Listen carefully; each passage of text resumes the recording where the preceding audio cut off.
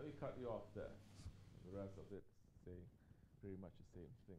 But how do we balance and this and that? We have to understand that the will of the Shaykh is not something that comes later. Do you understand what I'm saying with that? It's not something that comes later. When you consult, then the Shaykh says, and that is the will of the Shaykh. The will of the Shaykh is also something that has come before.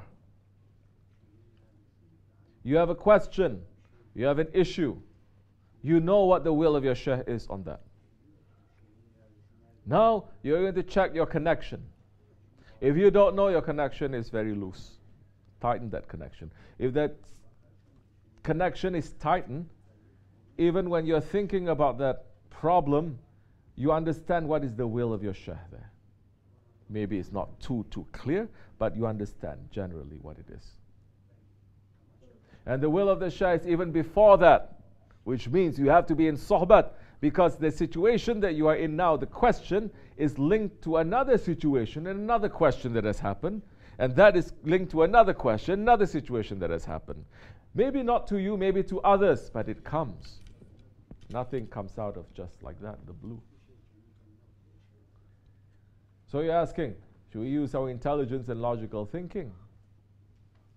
The answer is more complicated than that, because if you understand the will of your Shaykh already, that time when you listen to the Sohbet, you're going to put intelligence and logical thinking and your experience, and you're going to put your emotions and everything, listening to that Sohbet with your heart. It stays in your heart. Situation opens, you know how to behave. Maybe it's not so clear, but you generally you know. And when the Shaykh is there to wash you up, it's just to tweak a little bit. The main foundation there, you know what it is. For the murids of Sahib al-Seyh, tell me when you do something wrong. And I say to you, this is wrong that you are doing. Tell me, how many of you are shocked you didn't know that it was wrong? Huh? How many of you completely, oh, I didn't know it was wrong? Or how many of you, when I say, don't you understand?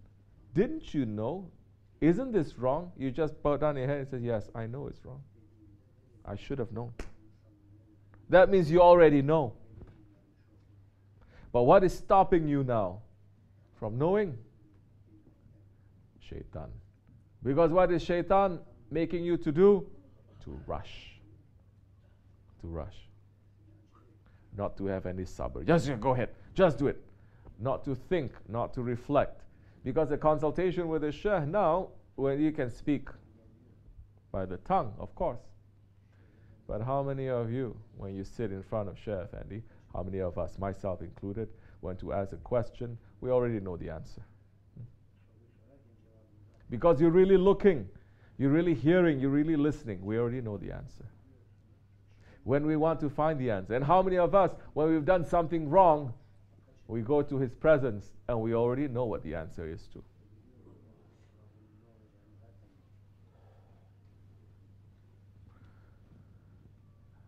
So this is not balancing.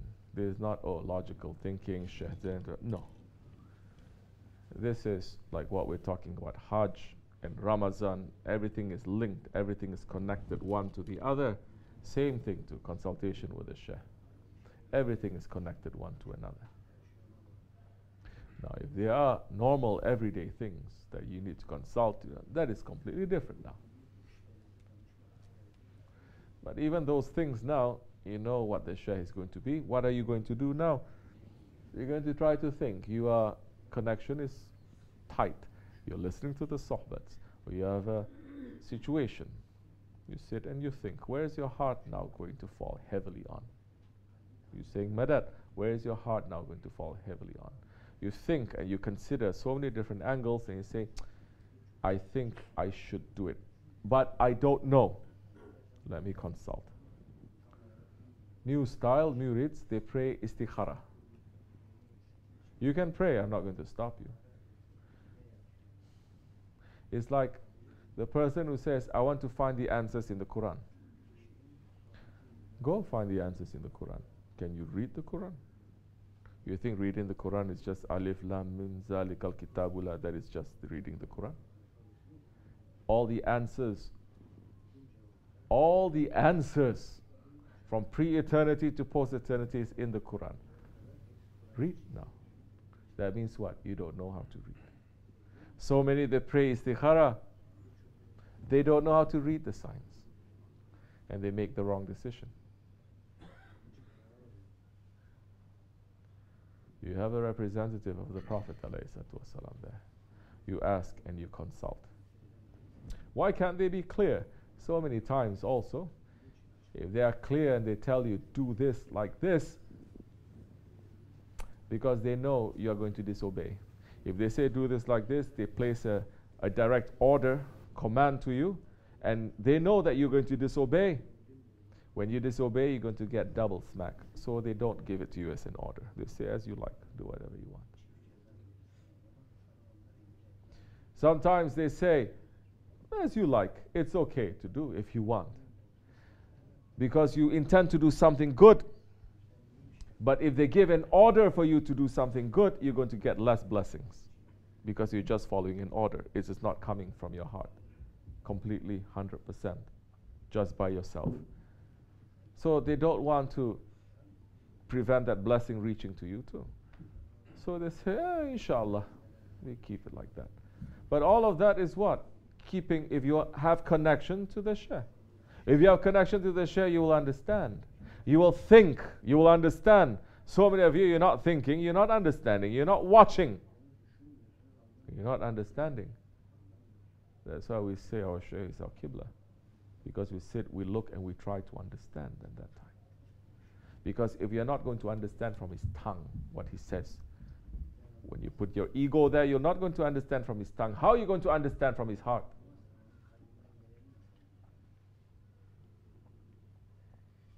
If you sit, you watch, you try to study, you understand, then that time will be easier. Because he can just show a sign, and we know exactly what it is. You're going to be quick. You're going to pick up. We are humans. We are weak. Yes, of course we are. You and me. But we are trying. And we're not giving any excuse to ourselves. And that time is easier for rahmat now to reach to us. It's easier for forgiveness. The one who is stubborn, do you think forgiveness is going to reach to them? It's coming from the ego. You're still stubborn.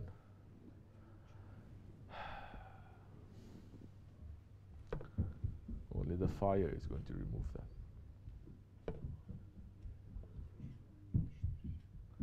May Allah forgive me, inshallah. Amen. And bless you. Amen.